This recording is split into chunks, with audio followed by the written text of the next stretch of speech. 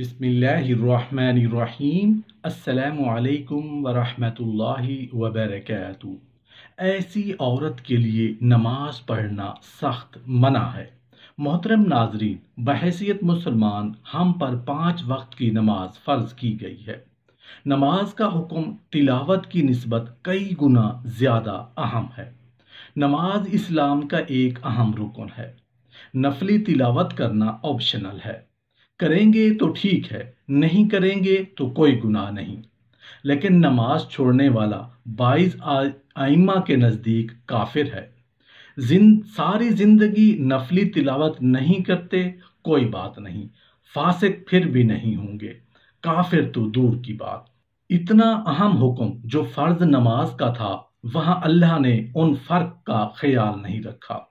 जैसे जनाबत में आपको इजाजत नहीं है नमाज पढ़ने की, चाहे नमाज कज़ा हो जाए गुस्ल करना पड़ेगा, पानी नहीं है तो तयम्मुम करना पड़ेगा। आपको इजाजत नहीं है कि ऐसी हालत में आप नमाज अदा करें। ऐसे ही हैज में भी आपको नमाज पढ़ने की इजाजत नहीं है। क्यों नहीं है? नापाकी है। तो तिलावत नमाज से कम दर्जे की चीज है। बल्कि बाज आइम्मा, बाज हजरात तो इसके कायल हुए हैं कि जो हैज की हालत में औरत को नमाज की इजाजत नहीं है, उसकी वजह भी तिलावत है। उसकी असल वजह क्या है? तिलावत है। मगर ये बात करीन कयास बहरहाल है। बाज इस फतवे में ये भी लिखा है कि हैज की हालत में औरत को तिलावत से रोकने में हर्ज है। हिफ्ज़ कुरान में भी नहीं हो सकेगा, और इतना अरसा तक तिलावत का क्या करेगी, नागा करेगी? उसका एक जवाब तो मैंने दे दिया। नमाज से रोकने में हर्ज ज्यादा था, मगर शरीयत ने नापाकी को ज्यादा नुमाया किया है कि भाई नापाकी है, नमाज मुआफ कर दो, नहीं पढ़ सकते। सिर्फ जायज ही नहीं, नाजायज है नमाज पढ़ना। रहा ये मसला के तिलावत से इतना अरसा रोकने में हर्ज है, तो ये हर्ज भी आपका बनाया हुआ हर्ज उसे कहते हैं जिसको शरीयत हर्ज कहती है। इस्लाम में 1 हफ्ता अगर औरत तिलावत ना करे तो उसमें कोई हर्ज नहीं। तो तिलावत ना करने में हर्ज कहाँ से हो गया? मर्द और औरत की शर्मगाह मिल जाने पर गुस्ल वाजिब हो जाता है, ख्वाह अंजाल हो या ना हो। औरत या मर्द को एहतलाम हो तो गुस्ल वाजिब हो जाता है। मजी आने से गुस्ल वाजिब नहीं, बल्कि शर्मगाह धोकर वुजू कर लेना ही काफी है।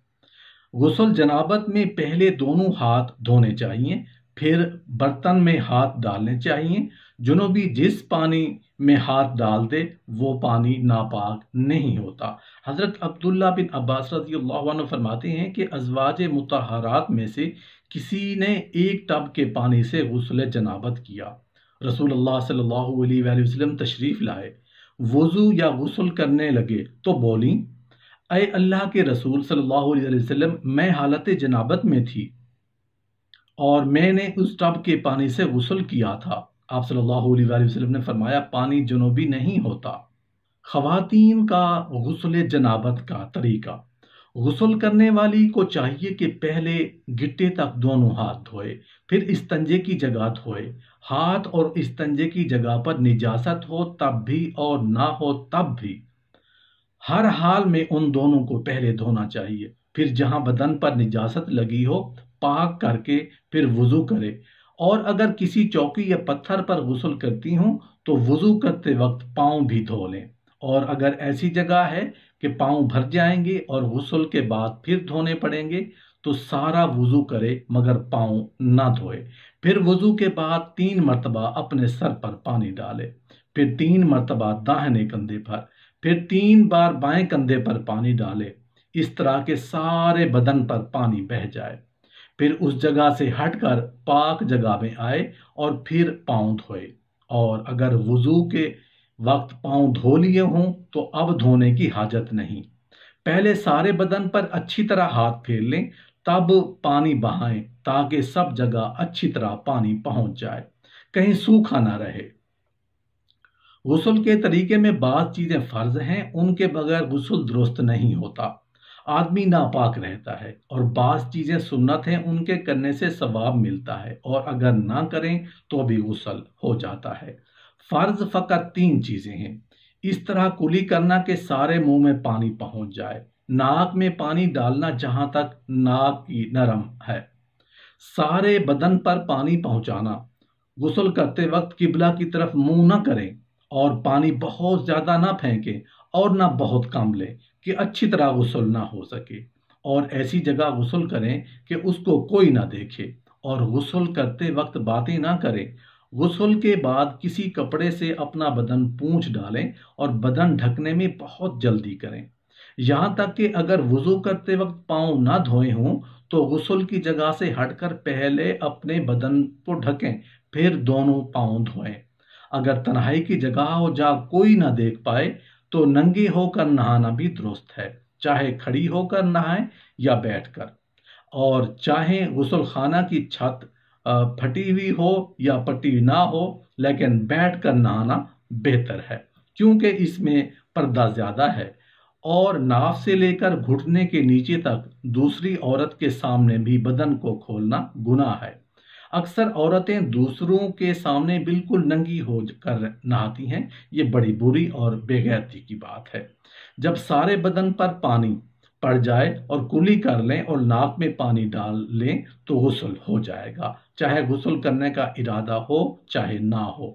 تو اگر پانی برستے ہوئے ٹھنڈے ہونے کی غرض سے کھڑی ہو گئیں یا حوض وغیرہ میں گر پڑیں اور سب بدن بھیگ گیا اور کلی بھی کر لی اور ناک میں بھی پانی ڈال لیا تو غسل ہو گیا۔ اسی طرح غسل کرتے وقت کلمہ پڑھنا یا پڑھ کر دم کرنا بھی ضروری نہیں، چاہے کلمہ پڑھیں یا نہ پڑھیں، ہر حال میں آدمی پاک ہو جاتا ہے، بلکہ نہاتے وقت کلمہ یا کوئی اور دعا نہ پڑھنا بہتر ہے، اس وقت کچھ نہ پڑھیں۔ اگر بدن بھر پر بال برابر بھی کوئی جگہ سوکھی رہ جائے گی تو غسل نہیں ہوگا۔ اسی طرح اگر غسل کرتے وقت کلی کرنا بھول گئیں یا ناک میں پانی نہیں ڈالا تو بھی غسل نہیں ہوا۔ اگر غسل کے بعد یاد آئے کہ فلاں جگہ سوکھی رہ گئی تھی تو پھر سے نہانا واجب نہیں، بلکہ جہاں سوکھا رہ گیا تھا اسی کو دھو لیں، لیکن فقط ہاتھ پھیر لینا کافی نہیں بلکہ تھوڑا پانی لے کر اس جگہ پر بہانا چاہیے۔ اور اگر کلی کرنا بھول گئی ہوں تو اب کلی کریں، اگر ناک میں پانی نہ ڈالا ہو تو اب ڈال لیں۔ غرض کہ جو چیز رہ گئی ہو اب اس کو لے کر نئے سرے سے غسل کی ضرورت نہیں۔ اگر کسی بیماری کی وجہ سے سر پر پانی ڈالنا نقصان کرے اور سر چھوڑ کر سارا بدن دھو لیں تب بھی غسل درست ہو گیا، لیکن جب اچھی ہو جائیں تو اب سر دھو ڈالیں، پھر سے نہانے کی ضرورت نہیں ہے۔ اگر سر کے بال گندھے ہوئے نہ ہوں تو سب بال بھگونا اور ساری جڑوں میں پانی پہنچانا فرض ہے۔ ایک بال بھی سوکھا رہ گیا یا ایک بال کی جڑ بھی پانی نہیں پہنچا تو غسل نہیں ہوگا، اور اگر بال گندھے ہوئے ہوں تو بالوں کا بھگونا معاف ہے، البتہ سب جڑوں میں پانی پہنچانا فرض ہے، ایک جڑ بھی سوکھی نہ رہنے پائے، اور اگر بے کھولے سب جڑوں میں پانی نہ پہنچ سکے تو کھول ڈالیں اور بالوں کو بھی بھگوئیں، نتھ اور بالیوں اور انگوٹھی چھلوں کو خوب ہلا لیں کہ پانی سوراخوں میں پہنچ جائے، اور اگر بالیاں نہ پہنے ہوں تب بھی کسر کر کے سوراخوں میں پانی ڈال لیں، ایسا نہ ہو کہ پانی نہ پہنچے اور غسل صحیح نہ ہو۔ البتہ انگوٹھی چھلے ڈھیلے ہوں کہ بے ہلائے بھی پانی پہنچ جائے تو ہلانا واجب نہیں، لیکن ہلا لینا بھی مستحب ہے۔